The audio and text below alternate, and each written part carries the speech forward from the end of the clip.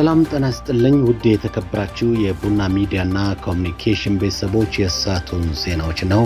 አማኑኤል ነኝ። በቅድሚያ አበይት ዜናዎች። በህገወጥ ጦር መሳሪያ እና ኮንትሮባንድ ዝውውር የተጠረጠሩ 23 ግለሰቦች በቁጥጥር ስር መዋላቸውን የደቡብ ምዕራብ ኢትዮጵያ ህዝቦች ክልል ፖሊስ ኮሚሽን አስታወቀም።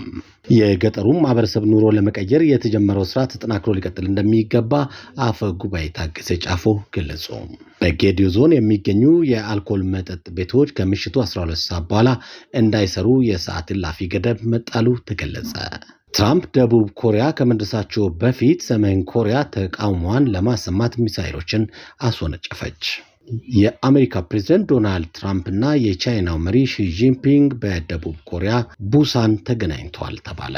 የሰዓቱ አበይት ዜናዎች እነዚህ ናቸው። ወደ ዝርዝሩ አልፋለሁ። በህገወጥ ጦር መሳሪያ እና ኮንትሮባንድ ዝውውር የተጠረጠሩ 23 ግለሰቦች በቁጥጥር ስር መዋላቸውን የደቡብ ምዕራብ ኢትዮጵያ ህዝቦች ክልል ፖሊስ ኮሚሽን አስታወቀም። የክልሉ ፖሊስ ኮሚሽን ወንጀል መረጃ ኢንተለጀንስ ከጥቅምት 1 ቀን 2018 ዓ.ም ጀምሮ ባለፉት 20 ቀናት በስድስቱም ዞኖች ከሚገኙ የወንጀል መረጃ ኢንተለጀንስ እና የክትትል ባለሙያዎች ጋር ባደረጉት ክትትል የተለያዩ ህገወጥ ቁሳቁሶችን እንዲያዝ አድርጓል። በዚህም መሰረት የጦር መሳሪያዎች፣ ቡና፣ ኮሮሪማ፣ ናፍጣ፣ ቤንዚል፣ ሐሰተኛ ገንዘብ ለወንጀል መፈጸምና ወጣቶችን ወደ ወንጀል የሚገፋፉ የሺሻ ዕቃዎችና የደን ውጤቶችን በህገወጥ መንገድ ሲያዘዋውሩ የነበሩ 23 ተጠርጣሪ ግለሰቦችን ከነ ኤግዚቢቱ እንዲያዙ የመረጃና ክትትል ስራ መስራቱን አመልክቷል። እንደ ኮሚሽኑ ወንጀል መረጃ ኢንተለጀንስ ዳይሬክቶሬት ገለጻ በክልሉ ሰው ህይወትና አካል ላይ ጉዳት የሚያደርሱ የጦር መሳሪያዎች መካከል 6 ሽጉጥ፣ 2 ክላሽንኮቭ ጠመንጃ፣ 1 ኋላ ቀር መሳሪያ፣ 200 የክላሽ ጥይቶች ህብረተሰቡ በሰጠው ጥቆማ ጸረ ሰላም ኃይሎች እጅ ሳይገባ በፖሊስ ቁጥጥር ስር እንዲውል ተደርጓል።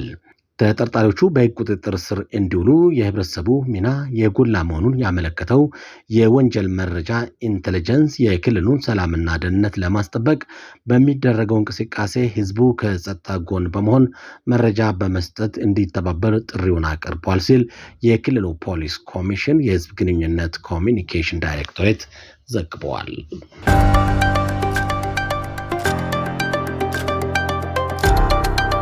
የገጠሩን ማህበረሰብ ኑሮ የመቀየርና ምርታማነትን የማሳደግ ተግባር የኢትዮጵያን ሁለንተናዊ ብልጽግናን በአጠረ ጊዜ ማሳካት ያስችላል ሲሉ የህዝብ ተወካዮች ምክር ቤት አፈ ጉባኤ ታገሰ ጫፎ ገልጿል። ጠቅላይ ሚኒስትር ዶክተር አብይ አህመድ ሰሞኑን በኦሮሚያ ክልል ምስራቅ ሸዋ ዞን የክረምት ስንዴ ምርት አሰባሰብን ጎብኝቶ የበጋ ስንዴ እርሻ ስራን አስጀምረዋል። አፈ ጉባኤ ታገሰ ጫፎ ከጉብኝቱ በኋላ በሰጡት አስተያየት የገጠሩ ማህበረሰብ ኑሮ የመቀየር ስራ የኢትዮጵያን ሁለንተናዊ ብልጽግናን በአጭር ጊዜ ማሳካት የሚያስችል ነው ብለዋል። መንግስት ከተሞችን የመቀየርና ለነዋሪዎች ምቹ የማድረግ እንዲሁም የስራ ዕድል ፈጠራን ለማሳደግ እየሰራ እንደሚገኝም ገልጿል። በኢትዮጵያ አብዛኛው ማህበረሰብ የሚኖረው በገጠር ክፍል በመሆኑ መንግስት በገጠር የሚኖሩ ዜጎችን ኑሮ ለመቀየርና ምርታማነትን ለማሳደግ እየሰራ ነው ብለዋል። በገጠሪቱ የኢትዮጵያ ክፍል በአትክልት ፍራፍሬና ሰብል እጅግ አበረታች ውጤት መገኘቱንና የምስራቅ ሸዋ ዞን የስንዴ ምርት ስራ የሚያመላክተው ይህንኑ እንደሆነም ጠቅሰዋል። በዞኑ ያለው የኩታ ገጠም የስንዴ እርሻ በኮምባይነር እየታጨደ መሆኑን ጠቁመው ይህም ትልቅ ተስፋ የሚሰጥ እንደሆነም አመልክተዋል። ኢትዮጵያ ስንዴ፣ ሩዝና አቮካዶ ጨምሮ በተለያዩ ምርቶች ራሷን ለመቻል እያከናወነች ያለው ስራ አመርቂ ውጤት እያስመዘገበ መሆኑንም ጠቁሟል። ኢትዮጵያ ስንዴ ከመግዛት ተላቃ በራሷ የማምረት አቅምን ማሳደጓ የዚሁ ስራ ማሳያ መሆኑንም ጠቁመው የተጀመረውን ስራ አጠናክሮ መቀጠል ይገባልም ነው ያሉት። በኦሮሚያ ክልል በገጠር ትራንስፎርሜሽን እየተከናወነ ያለው ስራ በሌሎች ክፍሎችም እየተከናወነ መሆኑን የገለጹት አፈ ጉባኤው ምርታማነትን በማሳደግ ረገድ ያለው ስራ ውጤታማ ነው ማለታቸውን ኢዜአ ዘግበዋል።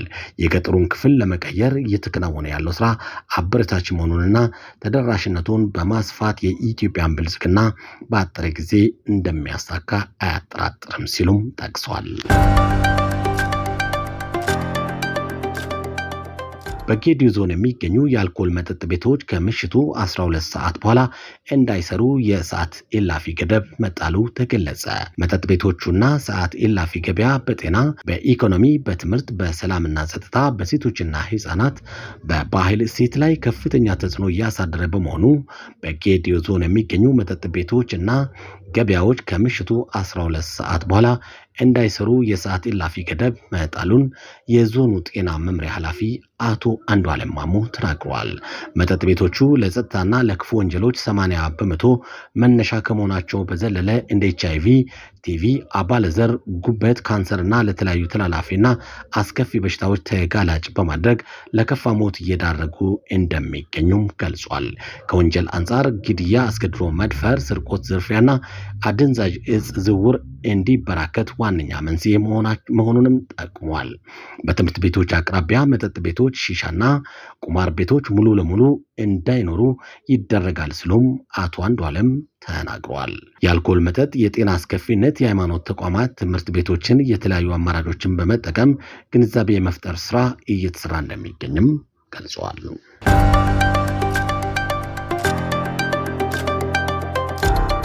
ትራምፕ ደቡብ ኮሪያ ከመድረሳቸው በፊት ሰሜን ኮሪያ ተቃውሟን ለማሳየት ሚሳኤሎችን አስወነጨፈች። የአሜሪካ ፕሬዝዳንት ዶናልድ ትራምፕ ለኢሲያ ፓሲፊክ ኢኮኖሚ ትብብር ጉባኤ በደቡብ ኮሪያ እንደደረሱ ወዲያውኑ ሰሜን ኮሪያ ስትራቴጂካዊ የክሩዝ ሚሳኤሎችን ከባህሩ ወደ ምድር የማስወንጨፍ ሙከራ ማድረጓን የመንግስት ሚዲያዋ KCNK ዘግቧል። ሙከራ የተካሄደው ማክሰኞ ከሰዓት በኋላ በ3 ሰዓት በአካባቢ ሰዓት አቆጣጠር አካባቢ ሲሆን ሚሳኤሎቹ የተተኮሱት ከኮሪያ ልሳነ ምድር ምዕራባዊ ክፍል በሚገኘው ቢጫ ባህር ውስጥ ነው።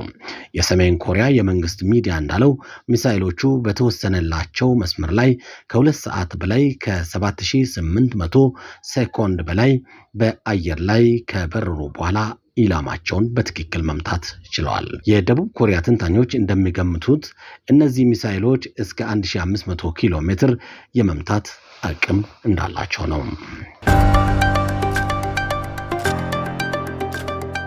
የአሜሪካ ፕሬዝዳንት ዶናልድ ትራምፕ የቻይናው መሪ ሺ ጂንፒንግ በደቡብ ኮሪያ ቡሳን ተገናኝተዋል። መሪዎቹ ሞቅ ያለ ሰላምታን ከተለዋወጡ በኋላ በዝግ መወያየታቸውም ተዘግበዋል። ዶናልድ ትራምፕ ከውይይቱ በኋላ ከሺ ጂንፒንግ ጋር ጥሩ ውይይት ነበረን ከማለት በቀር እስካሁን ይፋ የሆነ ምንም አይነት የንግድ ስምምነት የለም።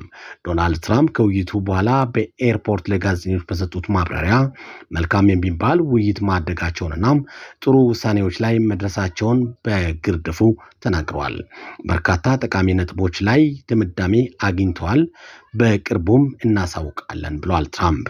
በመጪው ሚያዝያ ወር ወደ ቻይና ሊያቀኑ እንደሚችሉም ከዛን በኋላ ሺ ወደ ዋሽንግተን ሊመጡ እንደሚችሉ ዶናልድ ትራምፕ ፍንጭ ሰጥተዋል።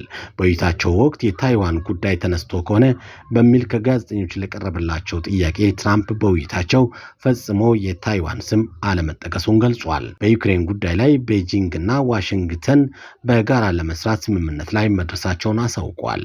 ቻይና በትላንትናው ዕለት ዳግም እንዲጀመር ያጸደቀችውን የአኩሪ አተር ምርት ከአሜሪካ መግዛት እንደምትጀምር ጠቅመዋል። የታሪፍ ቅናሽ አሁን ካለበት ምናልባትም ከ57 እስከ 47 በመቶ ቅናሽ ሊደረግ እንደሚችል ከንግግራቸው የተነሳ መረጃ ይጠቁማል። ከቤጂንግ ጋር በቅርበት ይፋዊ ስምምነት ይኖራል ብለዋል ትራምፕ።